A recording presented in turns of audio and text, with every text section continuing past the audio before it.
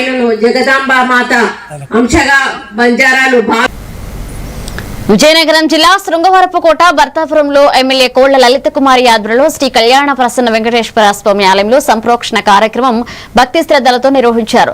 శాసన మండలిలో వైఎస్ఆర్సీపీ సభ్యులు చెప్పులు ధరించి స్వామి పటాన్ని పట్టుకున్న ఘటనపై ఆమె తీవ్ర విచారం వ్యక్తం చేస్తూ దీనికి ప్రాయశ్చిత్తంగా ప్రత్యేక పూజలు నిర్వహించి ఆలయ ప్రాంగణాన్ని పసుపు నీళ్లతో శుద్ధి చేశారు.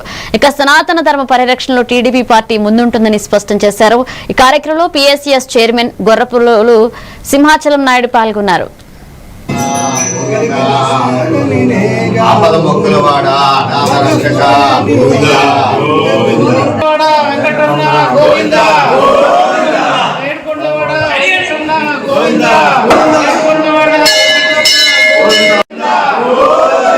ఆపద మొక్కులవాడ అనాథ రక్షక గోవిందా ఆపద మొక్కులవాడ అనాథ రక్షక ఏడుకొండవాడ వెంకటరమణ గోవిందా ఏడుకొండవాడ అయ్యన్న గోవిందా ఏడుకొండవాడ వెంకటరమణ గోవిందా ఏడుకొండవాడ వెంకటరమణ గోవిందా వెంకటరమణ గోవిందా అనాలి ఏడుకొండవాడ